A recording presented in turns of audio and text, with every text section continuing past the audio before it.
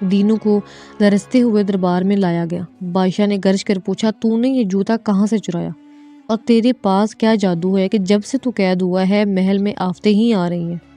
دینو سچ بولنا چاہتا تھا لیکن ڈر کے مارے اس کے منہ سے نکلا، جہاں پناہ میں چور نہیں، میں تو ایک نجومی ہوں، میں ستاروں کا حال جانتا ہوں۔ یہ جوتا مجھے ستاروں نے بتایا تھا کہ کہاں پڑا ہے۔ یہ جھوٹ دینو نے کیوں بولا؟ اسے خود نہیں معلوم تھا، شاید جان بچانے کے لیے۔ بادشاہ حیران ہوا، نجومی اگر تو سچا ہے تو بتا اس وقت میرے محل کی چھت پر کیا ہے؟ دینو کا دل ڈوب گیا، اسے کیا معلوم چھت پر کیا ہے؟ اس نے سوچا اب تو موت پکی ہے۔ اس نے مایوسی میں کھڑکی کی طرف دیکھا اور باہر اندھیرے میں اسے دو چمکتی ہوئی آنکھیں نظر آئی، گیدڑ کی آنکھیں۔ گیدڑ نے ہلکی سی آواز نکالی جیسے کچھ کھود رہا ہو۔ دینو کے دماغ میں بجلی کوندی۔ اس نے اندازے سے کہا، جہاں پناہ چھت پر ایک ایسی چیز ہے جو محل کی حفاظت بھی کر سکتی ہے اور تباہی بھی۔ ایک پرانی تلوار جو زنگ آلود ہے لیکن اس کی نوک پر ایک قیمتی ہیرا لگا ہے۔ یہ بس اس نے تکا مارا تھا۔ بادشاہ نے سپاہیوں کو چھت پر بھیجا۔ تھوڑی دیر کے بعد جب سپاہی نیچے آئے تو ان کے ہاتھ میں ایک زنگ آلود خنجر تھا جو شاید صدیوں پہلے کسی مستری نے چھت کی مرمت کرتے وقت وہیں چھوڑ دیا تھا، اور ہاں، اس کے دستے پر ایک چھوٹا سا پتھر چمک رہا تھا۔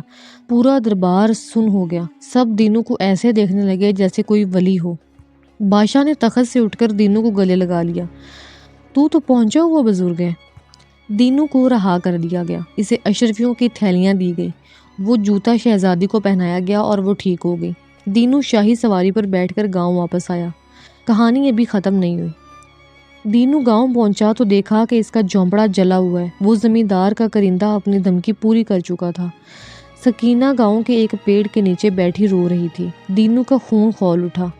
اب وہ غریب موچی نہیں تھا، بادشاہ کا منظور نظر نجومی تھا۔ اس نے اشرفیاں زمیندار کے منہ پر ماری۔ زمیندار جو پہلے شیر بنا پھرتا تھا اب دینو کے شاہی لباس اور ساتھ آئے سپاہیوں کو دیکھ کر بھیگی بلی بن گیا۔ دینو نے نیا پکا مکان بنوا لیا، زندگی ایش سے گزرنے لگی۔ لیکن انسان کی فطرت ہے، جب پیٹ بھر جائے تو نیت خراب ہونے لگتی ہے۔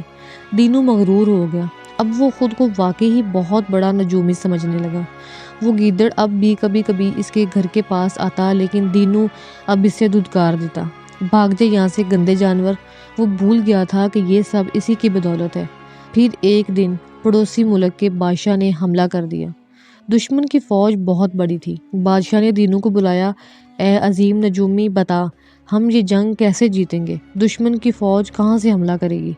دینو پھنس گیا، اسے جنگ کا جیم بھی نہیں آتا تھا۔ اب نہ کوئی تکا چل سکتا تھا نہ کوئی اندازہ۔ بادشاہ نے کہا، اگر تیری پیش گوئی غلط ہوئی تو تجھے توپ کے آگے باندھ کر اڑاؤں گا۔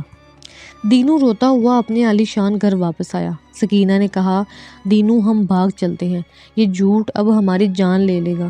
دینو نے کہا، بھاگ نہیں سکتے، پہرا لگا ہوا ہے۔ رات کو دینو مایوس ہو کر صحرا کی طرف نکل گیا۔ وہ وہیں جا کر بیٹھا جہاں پہلی بار اسے وہ گیدڑ ملا تھا۔ وہ رو رہا تھا، اے خدا مجھے پھر سے غریب موچی بنا دے، بس میری جان بخش دے، میں نے غرور کیا، میں بھول گیا۔ اندھیرے میں آہٹ ہوئی، وہی گیدڑ اب بوڑھا ہو چکا تھا، جھاڑیوں سے نکلا۔ اس نے دینو کو دیکھا، دینو نے اس کے آگے ہاتھ جوڑ دیے، مجھے معاف کر دے بھائی۔ گیدڑ کچھ دیر کھڑا رہا، پھر اس نے مغرب کی طرف منہ کر کے زور زور سے چیخنا شروع کیا۔ پھر وہ بھاگا مغرب کی طرف، کچھ دور جا کر رکا، پیچھے دیکھا، پھر بھاگا۔ دینو سمجھ گیا، وہ فوراً بادشاہ کے پاس گیا، جہاں پناہ دشمن سامنے سے حملہ نہیں کرے گا، وہ مغرب کی طرف سے دلدلی علاقے سے حملہ کرے گا۔ بادشاہ نے اپنی فوج مغرب کی طرف موڑ دی اور واقعی ہی ایسا ہوا۔ دشمن کی فوج یہ سوچ کر دلدلی راستے سے آ رہی تھی کہ ادھر پہرا نہیں ہوگا، لیکن وہاں بادشاہ کی فوج تیار کھڑی تھی۔ دشمن دلدل میں پھنس گیا اور مارا گیا، جنگ جیت لی گئی۔ دینو کا رتبہ اور بڑھ گیا، بادشاہ نے اسے وزیر بنانے کا اعلان کیا۔ لیکن اگلے دن جب دربار لگا تو دینو موجود نہیں تھا۔ بادشاہ نے سپاہی دوڑائے، دینو کے گھر جا کر دیکھا تو وہاں کوئی سونا چاندی یا شاہی لباس نہیں تھا، وہاں صرف دینو کی پرانی ٹانکی، جوتے سینے والا سوہا اور پھٹے ہوئے کپڑے پڑے تھے۔ میز پر ایک خط رکھا تھا، جہاں پناہ میں کوئی نجومی نہیں، میں صرف ایک موچی ہوں، یہ سب تقدیر کا کھیل تھا، یہ ایک بے زبان جانور کی مہربانی، میں اپنا جھوٹ اور یہ شاہی بوجھ مزید نہیں اٹھا سکتا، میں واپس اپنی محنت کی روٹی کمانے جا رہا ہوں۔ بادشاہت آپ کو مبارک، مجھے میری سکون کی نیند مبارک۔ کسی کو نہیں معلوم دینو اور سکینہ کہاں گئے۔ کچھ لوگ کہتے ہیں کہ وہ بہت دور کسی دوسرے ملک چلے گئے، لیکن دینو نے پھر سے جوتے گانٹنے شروع کر دیے اور ایمانداری سے رہنے لگا۔ لیکن صحرا کے مسافر کہتے ہیں کہ کبھی کبھی چاندنی راتوں میں انہیں ایک بوڑھا آدمی اور ایک بوڑھا گیدڑ ایک سار ٹیلے پر بیٹھے دکھائی دیتے ہیں، خاموش، جیسے دو پرانے دوست ایک دوسرے کی زبان کو سمجھتے ہوں۔